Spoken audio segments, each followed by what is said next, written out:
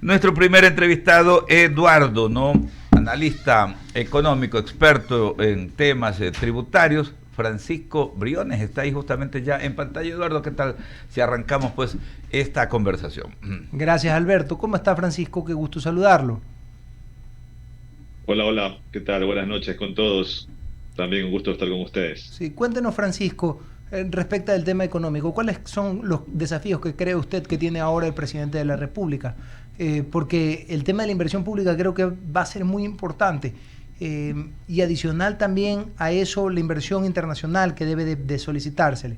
¿Cómo ve esta victoria y en cuanto a pues, la inyección económica que necesitamos tener plata en la calle? Mira, es interesante lo que planteas porque los problemas del Ecuador vienen siendo los mismos en los últimos, qué sé yo, 5, 6, 8 años, desde que el presidente Correa salió del poder y dejó una economía desfinanciada, un gobierno que desproporcionado, que no es capaz de generar los recursos para sostener los servicios públicos, para sostener sus atenciones, y luego también que no logra captar la confianza internacional para poder definitivamente atraer recursos tanto de inversiones para el sector privado como también de financiamiento para el sector público. Y esta serie de elementos es lo que mantiene esta economía complicada, con altos y bajos, dependiente sobre todo actualmente sobreviviendo y dependiente de los mercados internacionales. El gran momento que atraviesan los productos ecuatorianos en el mundo es lo que de alguna u otra manera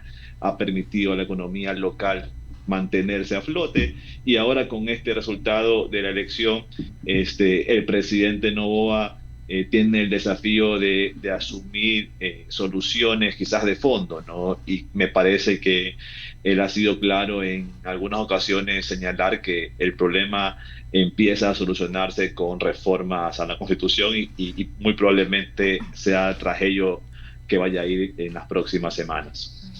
Así es. Ahora, Francisco, cuéntenos un poco a nivel de cómo lo ve en el 2025.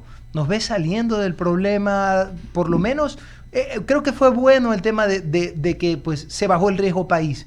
Creo que es algo positivo, pero ¿cómo lo ve el 2025? ¿Cómo cree que termine este 2025? Porque ya ahorita estamos a 15 días de estar a mediados. Mira, la economía es cíclica, ¿verdad? Y la economía en su comportamiento tiene altos y bajos.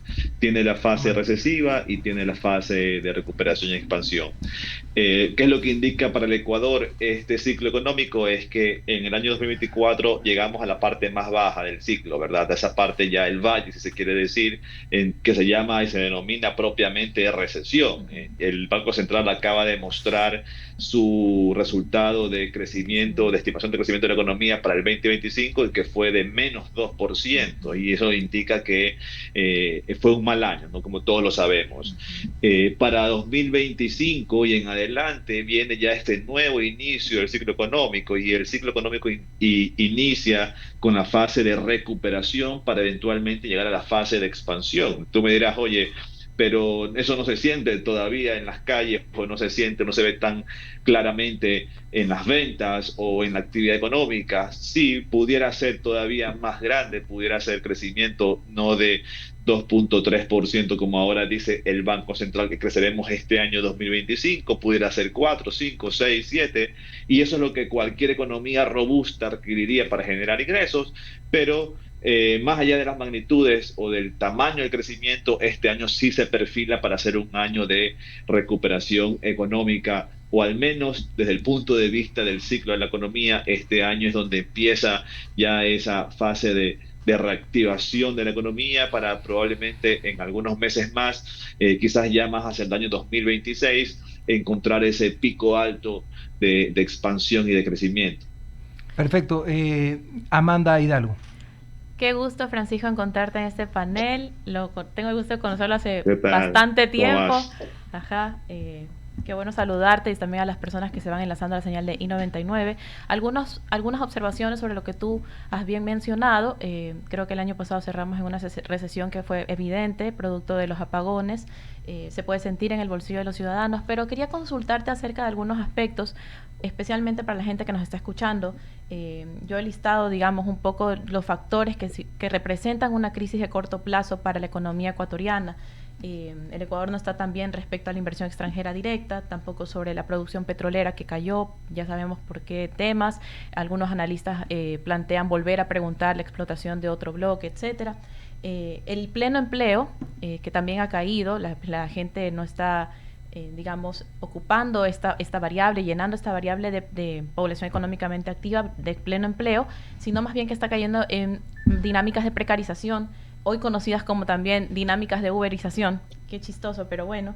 El crecimiento y la inflación, la carestía de la vida, la carestía de los productos de canasta básica, es como la gente siente, digamos, de primera mano la inflación y la velocidad del aumento de los precios.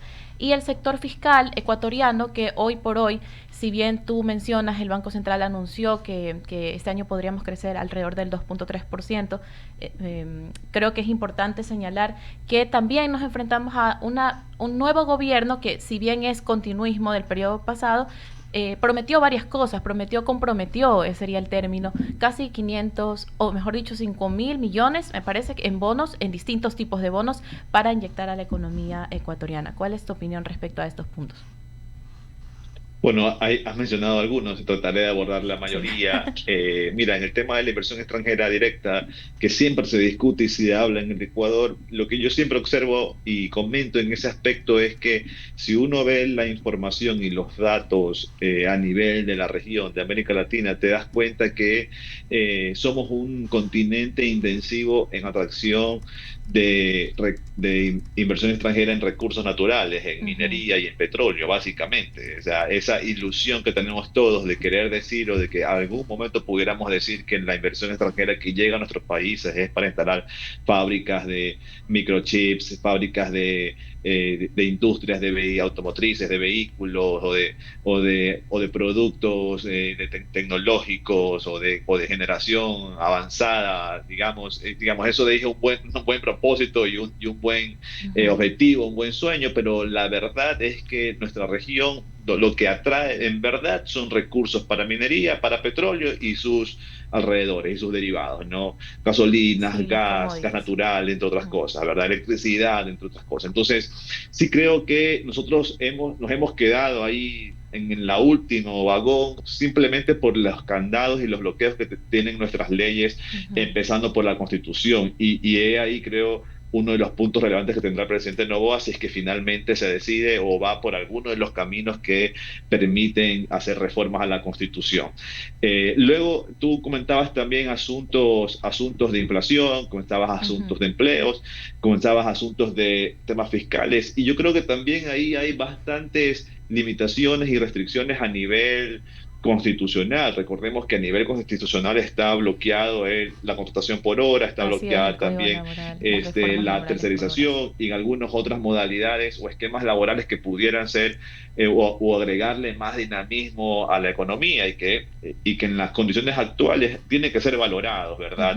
Tenemos una economía en el cual ya el día de hoy algunas personas pueden trabajar de forma híbrida, por ejemplo, en sus hogares, en sus oficinas. Eso debería pasar más, ¿no? Creo que cada vez la gente busca poder tener varias oportunidades laborales que puedan cumplirla desde el hogar, por ejemplo, desde el home office o cosas así, ¿no?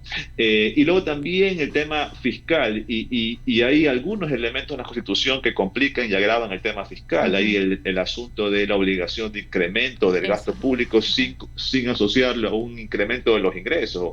Y eso de allí te genera problemas de sostenibilidad fiscal, ¿verdad?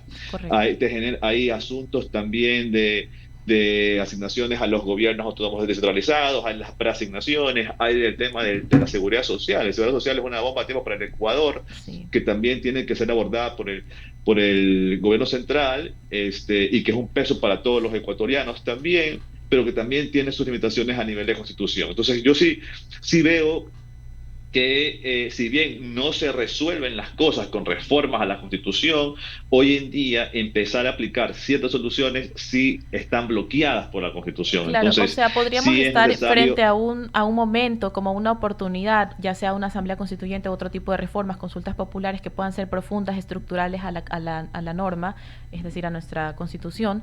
¿Crees que puede ser una oportunidad para poder de una buena vez cambiar la matriz productiva, sobre todo, a través de estas reformas que son de varios cuerpos normativos, principalmente el Código Laboral, etcétera, o el cambio de sectores estratégicos a través de la Constitución, etcétera? ¿Crees que es una oportunidad para este nuevo gobierno?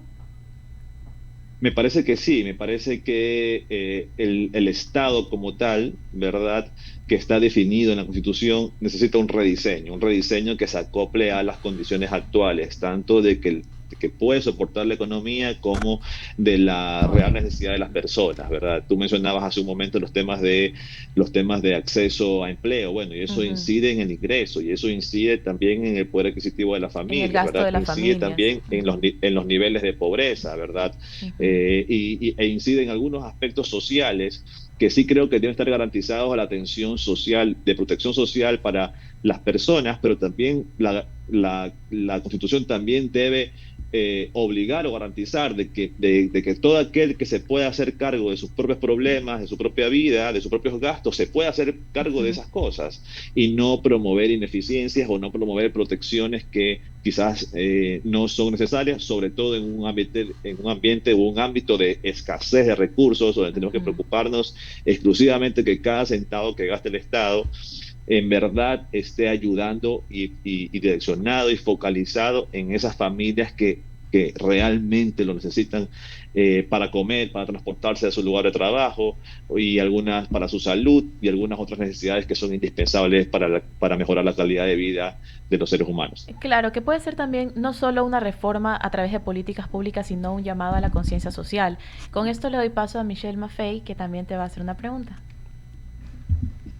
Gracias. Hola, ¿cómo estás, Francisco? Muchísimas gracias por estar con nosotros en 99. Yo te tengo una pregunta un poco, evidentemente, basado y hacia la economía, pero al mismo tiempo un poco político. Más que todo con los aranceles de Donald Trump. Evidentemente hay un arancel del 10% a nivel universal, pero se puede decir el gobierno de Estados Unidos está abierto a reunirse con todo el mundo para ver si hay la posibilidad de poner 0% de aranceles en ciertas cuestiones, dependiendo de la capacidad de negociación del otro país. Tomando en consideración que Noboa es tan cercano a la familia Kennedy, no deberían correr en este momento a la Casa Blanca para ver cómo pueden bajar ese arancel del 10%, que por ejemplo a ciertos productos como las flores, ciertas frutas también está afectando. Lo que no está afectando es a ciertos derivados de petróleo, madera y demás. ¿Hay la posibilidad? ¿Se debería hacer eso? ¿Lo están haciendo? Bueno, pienso que en las últimas semanas, sobre todo en las dos últimas semanas, hubo una comitiva tanto del sector privado como del sector público de gobierno en Washington haciendo gestiones para poder mostrar primero ese acercamiento y luego tratar de buscar alguna reacción positiva hacia el Ecuador por parte de los Estados Unidos. Me parece que lo primero que hay que hacer es entender cuál es la motivación que tienen los Estados Unidos para aplicar esta medida. Y son dos principalmente. La primera es la económica, que se dice el entendimiento de la Casa Blanca o del presidente Trump es que no debe existir déficit comercial en los Estados Unidos con ningún otro país. Y de acuerdo a las cifras que manejan los Estados Unidos, Ecuador es uno de esos países con los cuales tiene déficit comercial.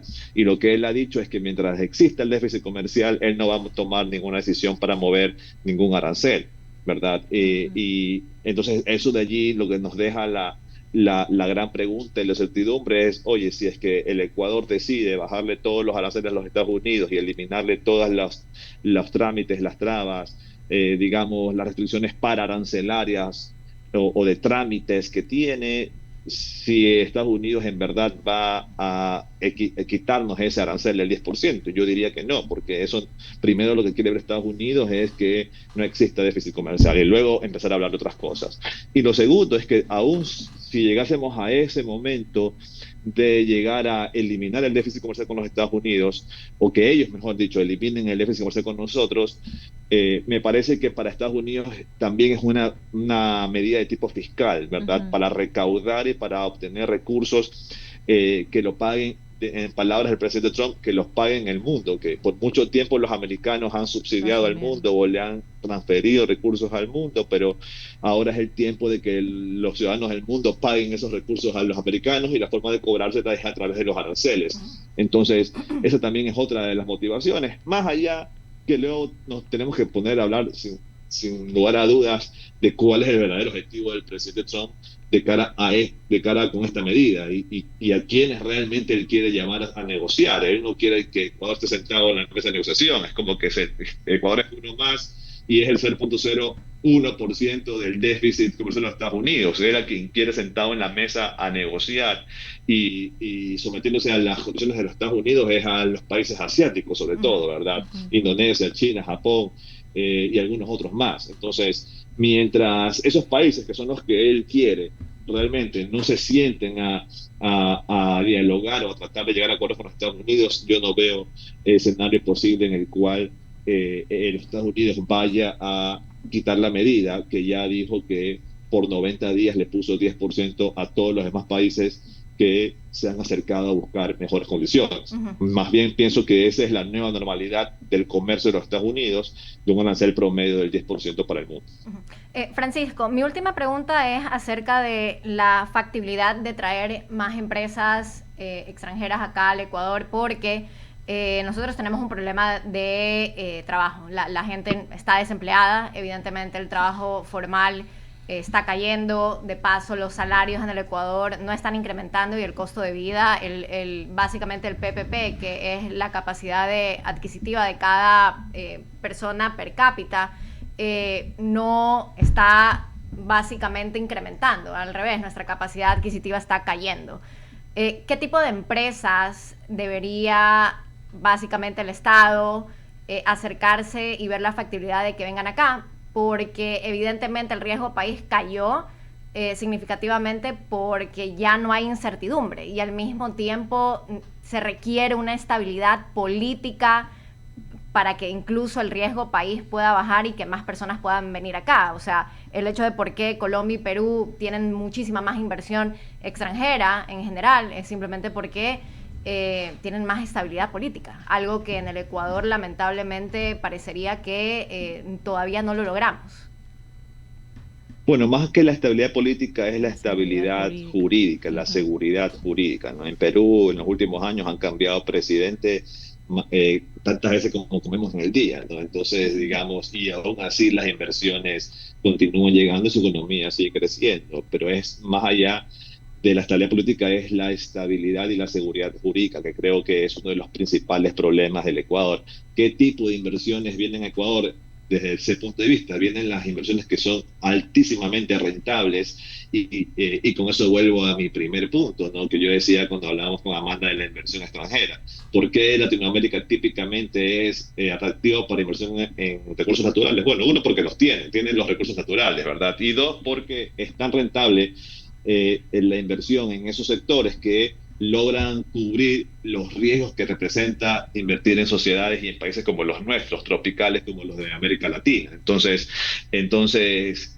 por eso es que yo en varias ocasiones he sostenido que uno de los sectores que más se debe impulsar en el Ecuador, pese a la oposición troglodita de algunos líderes que ya fueron, digamos, afortunadamente, digamos, desechados en este proceso electoral, en estas últimas elecciones, es la minería. La minería es el resquicio donde Ecuador tiene los recursos para, número uno, salir de la crisis y, número dos, empezar a, si es bien administrado los recursos y no como se esperaron los recursos petroleros, pero si administramos bien esos recursos y aprendemos del pasado, que pareciera que la sociedad en general hemos aprendido un poco sobre eso de allí, podemos salir adelante. Y ahí hay miles de millones de dólares que Ecuador los necesita y no podemos darnos el lujo de simplemente no ir tras ellos de una forma ordenada, de una forma que en primer lugar salvaguarde y precautele lo más posible la naturaleza, el medio ambiente, ¿verdad? Hoy en día eso es posible. En segundo lugar, que garantice que los recursos beneficien sobre todo y para empezar a las comunidades y localidades en donde se desarrollan y se extraen los recursos naturales.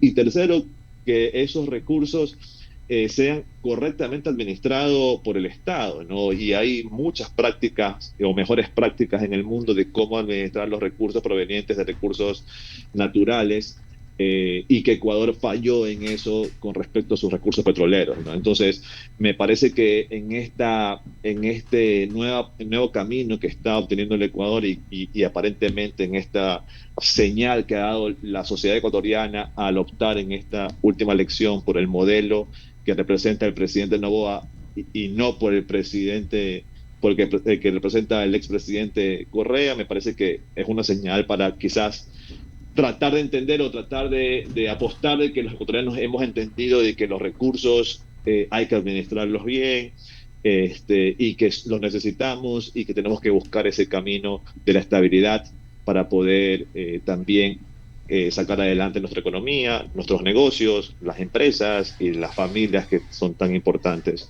siempre. Gracias, Francisco. Albertito. Sí, para cerrar, Francisco, justamente, ¿no? Ya a manera de resumen, ¿qué velocidad debe de imprimir el presidente Daniel Noboa y en qué vía? Varias cosas hemos mencionado aquí, ¿no? En el tema de los recursos siempre, porque más allá de haber sepultado esas tesis que mucha gente pues vive encerrada en este tema, a veces pues se maneja, se sataniza el tema de la explotación minera, por ejemplo, ¿no? Entonces aquí los ecuatorianos a veces absurdamente preferimos que las organizaciones criminales exploten nuestros recursos y se los lleven, sin pagar tributos y por la izquierda, ¿no? Pero vivimos combatiendo que vengan, por ejemplo, compañías mineras importantes y que tengan pues esa previsión de cuidar el ambiente, por un lado, ¿no? Y por otro lado, vemos también que hay cosas absurdas aquí. Por ejemplo, cuando se hacen las consultas a nivel del sistema financiero, nos dicen hay suficiente plata como para poder prestar a nivel de las entidades financieras, bancos. Pero los mismos banqueros dicen, no podemos prestar porque para la gente no es atractiva el tema de las tasas, ¿no? Las tasas son demasiado elevadas. Hay plata, pero las tasas son elevadas y los mismos banqueros quieren que las tasas bajen, pero lamentablemente aquello no se puede dar con una decisión política así nomás. La pregunta va encaminada en ese sentido. ¿Qué velocidad tiene que imprimirle y hacia dónde el presidente para poder lograr estos objetivos en este marco y tomando como referencia que ya del 2025 hemos perdido los 4 primeros meses en el tema de la campaña electoral y la elección en sí? Mira, es interesante. Para mí lo más importante de cara a las inversiones y cuando nosotros en la firma Andersen nos juntamos digamos, con empresarios, con inversionistas, lo primero que ellos te preguntan siempre es la seguridad jurídica, es cómo yo tengo la garantía de que cuando yo traigo mi plata al Ecuador o cuando yo hago una nueva inversión en el Ecuador, cómo logro tener la garantía de que, número uno, esa inversión está protegida, ¿verdad? Y número dos, de que cuando yo necesite por A o B motivo retirar o desinvertir o recuperar, no va a ser sometida a un tratamiento diferente, confiscatorio o me perjudique a mí como inversionista, ¿verdad? Y la seguridad jurídica entonces se ve reflejada en los constantes cambios normativos de las reglas del juego. Es como que en el fútbol o en el básquet, cada fin de semana o cada año vengan las autoridades y te digan, oye, ya no va a ser la cancha del tamaño que es, o va a ser la mitad. Tú dices, oye, pero ¿cómo es esto? ¿No? O los estadios, redúcelos a la mitad. ¿Y cómo es esto? ¿Cómo pago? Entonces, eso es lo que sucede en el Ecuador y creo que eso es urgente en el Ecuador y hay mecanismos que nos pueden ayudar para eso. Creo yo que el tema constitucional puede ayudar bastante en ese aspecto a garantizar estabilidad y autonomía para las inversiones y no solamente pensando en inversiones extranjeras. Ojo, yo creo que lo más importante y lo primero debe ser pensar en cómo los mismos ecuatorianos, nuestros propios empresarios que están, digamos, siempre en el Ecuador, que están siempre creyendo en el Ecuador, que no se han ido al Ecuador, cómo ellos pueden seguir invirtiendo más, que son los primeros que debemos convencer. Cuando los externos vean que los ecuatorianos estamos invirtiendo en el Ecuador, seguramente verán que algo ha pasado y también seguirán esa inversión. Y luego finalmente, como para concluir, digamos, tu consulta, desde el punto de vista de gobierno, sí es importante que el gobierno acompañe con su política fiscal a esta reactivación que hablamos al inicio, ¿no? Porque las medidas que aplican los gobiernos desde el punto de vista de la política económica pueden ser de dos tipos, digamos, en resumen: que acompañen y empujen el ciclo para que vaya más rápido, ¿verdad? Y que lo fortalezca, o que más bien sea un freno.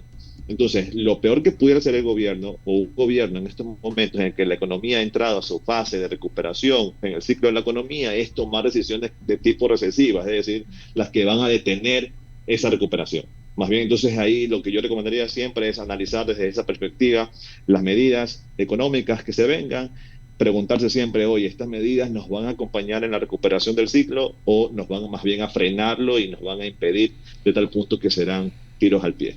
Claro, y desde el sitio del ciudadano hay que cambiar el chip también, porque a veces no se termina de entender esto, los procesos, las políticas que se quieren implementar, y ese es un verdadero problema. Francisco, agradecerle por estos minutos, por brindarnos estos conceptos tan importantes. A que tenga una excelente noche, Francisco Briones, consultor económico de nuestro país. Son las 18 horas en